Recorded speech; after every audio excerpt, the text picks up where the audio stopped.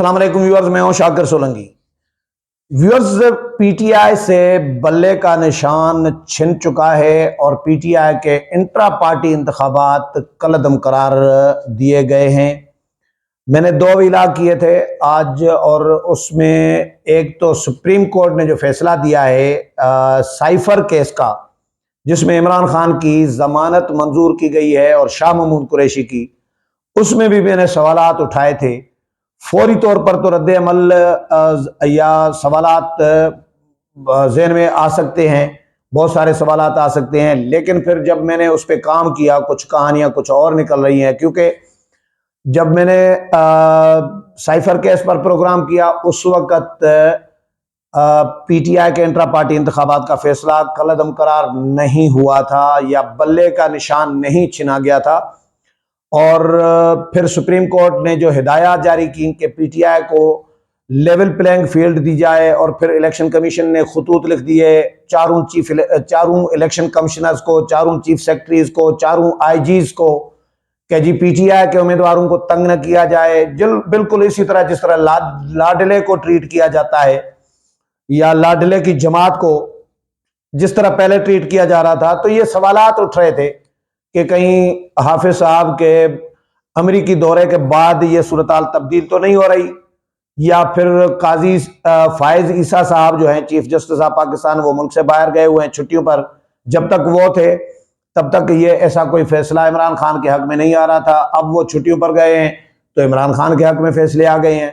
ये सवालात ज़हन में उठ रहे थे।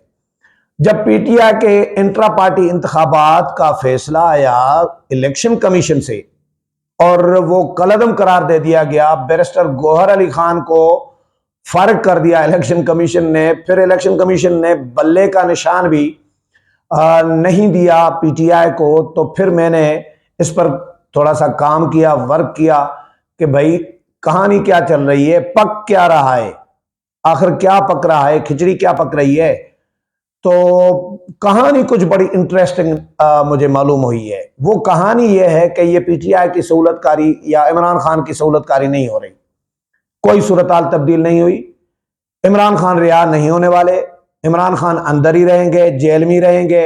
इमरान खान, क्योंकि चाहे सुप्रीम कोर्ट ने यह फैसला दे दिया है, साइफर केस का जमानत मंजूर कर ली है, उसके बावजूद इमरान खान के खिलाफ तो भाई लंबी तवील एक फहरिस्त है मुकदमात की। तो किस किस में रिहा होंगे, किस किस में जमानत लेंगे, यह सवाल उठता है। क्योंकि इमरान खान का पहले ही हम बता चुके हैं, मुतअद्दिद बार बता चुका हूं कि इमरान खान ने रेड लाइन क्रॉस कर चुके थे इमरान खान, उसके बाद कोई माफीनामा नहीं है। तो अब इमरान खान को ही रगड़ा है। ये जो मुकदमा, ये जो जमानतें हुई हैं, ये भी कोई इमरान खान का भला नहीं हुआ, ये एक्चुअली भला हुआ है शाह महमूद कुरैशी का। क्योंकि अगर देखें, अंडरस्टूड बात है, अगर इमरान खान की सहूलतकारी हो रही होती तो इलेक्शन कमीशन से यह फैसला ना आता कि इंट्रा पार्टी इंतखाबात कलअदम और पीटीआई को बल्ले का निशान मिलेगा ही नहीं।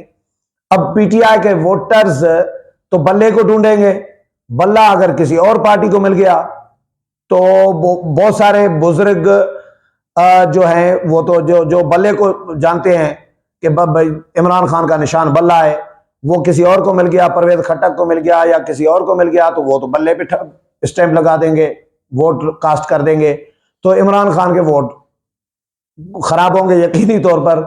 तो कहानी इस तरह है कि ये शाह महमूद कुरैशी की रिहाई हुई है और इमरान खान तो रिहा होने नहीं है। उनके खिलाफ 190 मिलियन पाउंड का ट्रायल चल रहा है केस का, उनके खिलाफ तोशाखाना केस का ट्रायल चल रहा है, उनके खिलाफ GHQ हमला केस है, ये सबसे बड़ा केस है।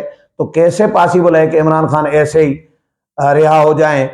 तो ये रिहाई एक्चुअली शाह महमूद कुरैशी की होनी थी, क्योंकि इतलात मेरी ये हैं, मेरे जराए ये बता रहे हैं कि शाह महमूद कुरैशी साहब ने डील कर ली हुई है एस्टेब्लिशमेंट के साथ।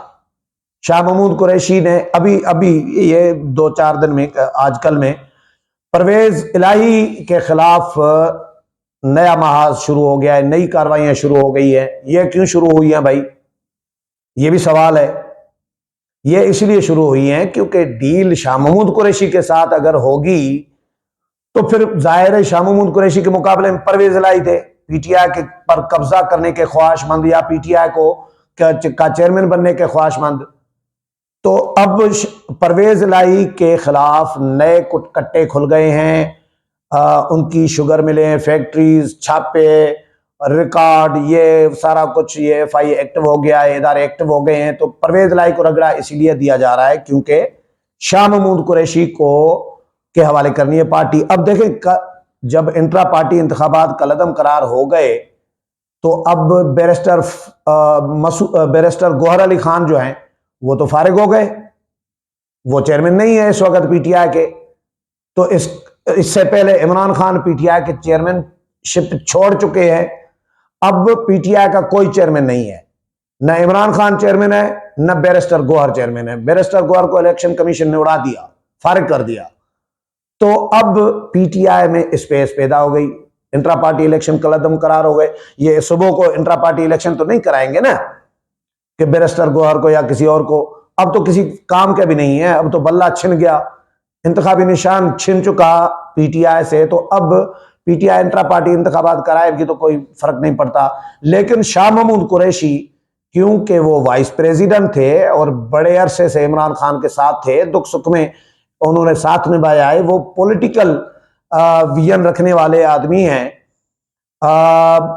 तो शाह महमूद कुरैशी को ही अब कभी इम्कान यही समझा जा रहा है कि शाह महमूद कुरैशी को डील जो हुई है तो यकीनी तौर पर पीटीआई उनके हवाले करेंगे, क्योंकि पीटीआई का ग्राउंड पर होना, इलेक्शन में होना बहुत जरूरी है।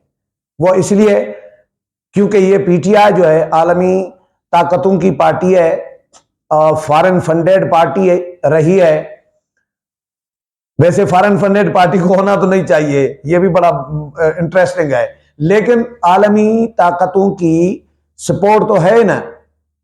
यहूदियों के दामाद है इमरान खान साहब और उनकी पार्टी है।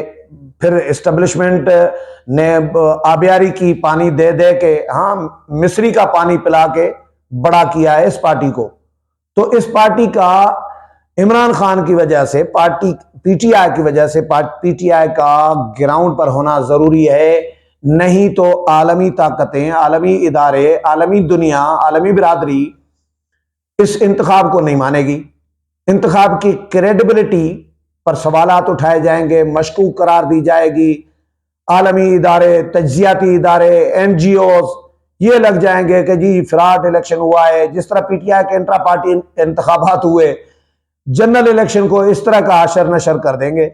इसलिए पीटीआई को ग्राउंड पर रखना जरूरी है और इलेक्शन लड़ाना भी जरूरी है। बल्ले का निशान मिले ना मिले, लेकिन पीटीआई का होना ग्राउंड पर जरूरी है। तो पीटीआई शाह महमूद कुरैशी के पास जा रही है।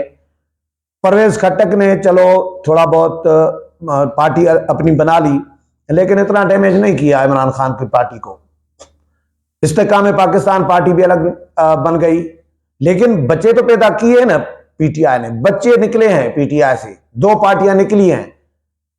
परवेज खट्टक की पीटीआई पाकिस्तान तहरीक इंसाफ पार्लियामेंटेरियन और इस्तेकाम पाकिस्तान पार्टी अलीम खान साहब और जहांगीर तरीन की। अब ये दो बच्चे निकल गए इस पार्टी में से तो पार्टी सुकड़ गई। वैसे ही अब उनके पास भी तो बंदे हैं ना। अब जो पीटीआई में इस वक्त बंदे मौजूद हैं, शाह महमूद कुरैशी क्या करेंगे? शाह महमूद कुरैशी की जान छूट गई समझे परवेज इलाही से भी। अब शाह महमूद कुरैशी की वो खुद बाहर आके, इलेक्शन कमीशन ने उसकी बैरिस्टर गौहर अली खान जो हैं या वकला का जो जत्था है, ग्रुप है, उसमें से इलेक्शन कमीशन ने जान छुड़वा दी, चेयरमैनशिप से हटा के बैरिस्टर गौहर अली खान को।